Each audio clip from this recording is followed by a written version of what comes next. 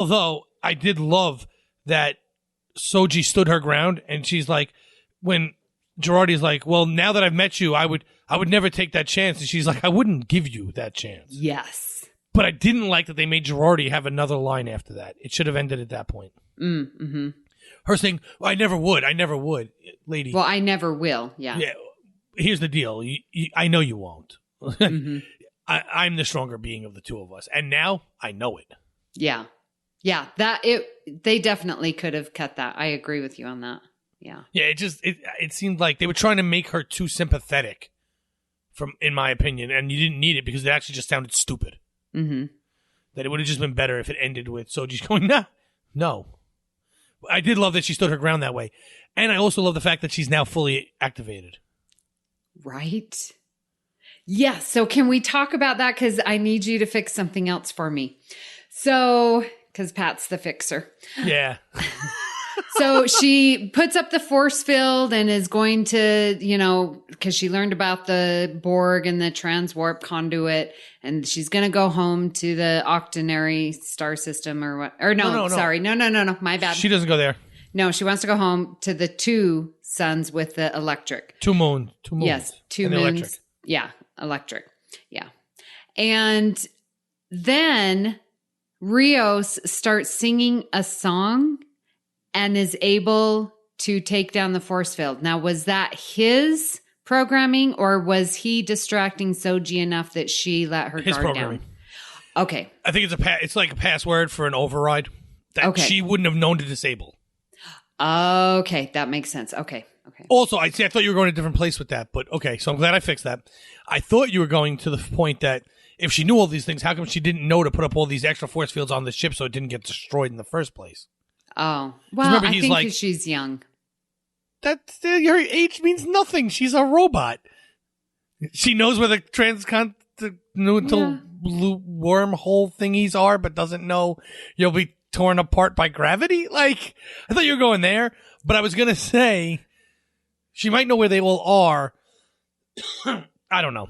And the fact that here's why I think she knows where they all are anyway. I don't think it has anything to do with her time on the sphere, on the Borg cube, except for the fact that Maddox created these two beings, one to find Picard and one to get home, if ever they need be, and gave them the information they needed to know from where they were. One was on Earth, so Picard was what she needed to know. Dash was. Soji was on a cube. If she needs to know how to get out of there fast, she needs to know where those wormhole things are. That's why Soji doesn't automatically trust Picard. Because she wouldn't have needed to know Picard where she was going for her mission. Makes sense. Yes. That's been bothering me a lot until this episode. And I finally figured out why they're just programmed slightly differently. Okay. One other thing, and then we seriously have to change topics. I love the music in this series. It is going back and forth. And remember the first time, and I was like, there's too much TNG music, which was crazy coming from me who loves TNG. Absurd. But how they are using it, like when Picard sits in the captain's chair and then decides he doesn't know what the crap he's doing. They're playing the TNG music theme song, and it's like, da, da, da, da, da, da, da, right? And then he's like, I don't know what I'm doing. And then it goes back, and then we get the Picard theme when, Soji's like, will you take me home and stuff like that. Like, the placement of the music is now making more sense to me, so much more in this episode than it has previously. And I'm absolutely loving it. So apparently it was missing from the last episode, the Picard theme. It was the Picard theme was used, not the TNG theme, because Kevin pointed that out. I guess. Missed it. Yeah. I don't really listen that closely to the music. So did I notice there was music playing when he sat down? Yeah, I guess there was music. But it was the TNG. I guess it just because... No, there's a lot of people who love the music and pay a lot of attention to it. I'm just not one of them. Yeah. Well, then I'm pointing it out to you. So, yeah. So now that you say it, I remember hearing music, but I didn't pay attention to what the music was. So it doesn't bother me ever when TNG music plays because I don't know what's happening. Well, and they're bringing the Picard theme, in strategic moments. And I'm just absolutely loving it. By the explanation, it sounds like anytime he tries to act like he did on TNG, they play TNG. Whenever he's acting like the new Picard we know, it's Picard's music. Yeah. He sits down like I know what I can do. TNG music. I don't know anything. Picard music. Okay, I still have to say one more thing before we change subjects. How many one more things we got coming? I know, but I love this one, and it's finally I'm getting my utopia, this future, this hope from Picard, and we're getting these beautiful speeches. And at the end, when he's talking to Rios, this is just a love letter to, because Rios is like, Starfleet turned on us, and, and he's so distraught. No, actually, wait, you got that wrong. What Rios said was he was upset that Vandermeer died thinking Starfleet turned its back on us. Yes. That it turned its back on itself. And Picard corrected him and said, they did turn their back on you. Yes, exactly. They did turn their back on themselves. Yes. They allowed fear to take over. So he was trying to say Starfleet didn't. And I'm upset that he died thinking they did. But they did. And he is now falling into the fear that Starfleet felt because one android took over his whole ship in 30 seconds. He says it in that speech. He talks about what if they're right. One synth was here and took over was able to hack my ship in 30 seconds because she put down the force field, was able to start the navigation and all that. So he's starting to side with the side of Starfleet Picard doesn't want to be associated with. Picard brings him back, but he's already slipping into that fear and paranoia, which I thought was good because one of the things that was really cool leading into this episode was the fact that the whole crew was becoming paranoid. And one thing I didn't necessarily like that they did was by waking up Girardi so early in the episode, or even in this episode at all, they took away the paranoia. Who were they tracking? Who was selling us out? Because now Girardi had the chip, Girardi killed Maddox, and all these other things. And we didn't talk about this, so one more thing. Even when they presented this to Picard early in the episode, Picard was trying to make excuses for her that, well, maybe it didn't happen that way. Maybe she didn't know she ate it. Maybe she didn't kill Maddox, but she was under distress. And so, but by bringing her back, now she did kill Maddox. She is going to turn herself in, this, that, and the other thing, which I guess you had to go somewhere other than Deep Space 12 because she'd turn herself in next episode. Now she won't. But the paranoia that was setting in with the crew was fantastic. It's all gone, though. Mostly gone. But by then turning the paranoia back on Soji and the other synths, you can still keep that narrative of fighting paranoia through the series.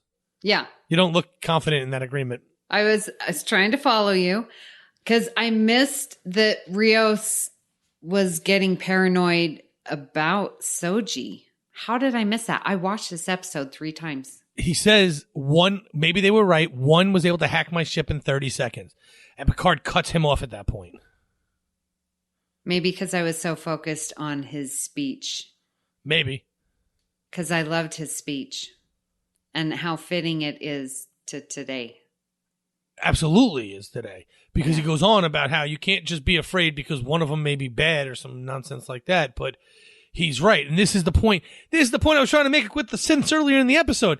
By taking it out of the synths' hands and putting it into the Romulans' hands, you no longer have the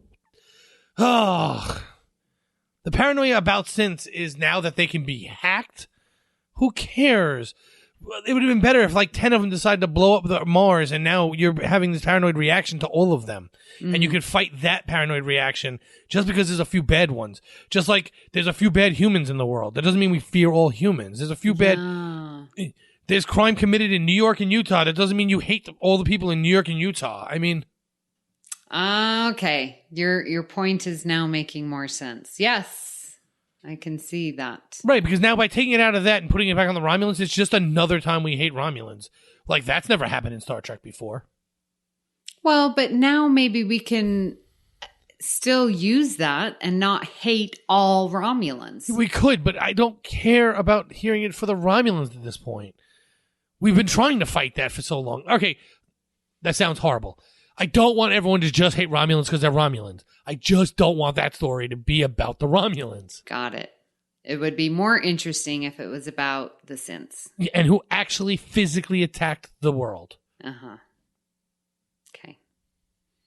But I do like that you pointed out that it's the Romulans who think it and not Starfleet and not us. I think that's a good point. That, it happened 2,000 years ago, whatever. Oh, right. Okay, yeah. Their vision, you mean? Yeah. Yeah, because it might not be true at all. Right. I'm sure they're going to write it to be true, because every time I've said it might not be true, it turns out to be true.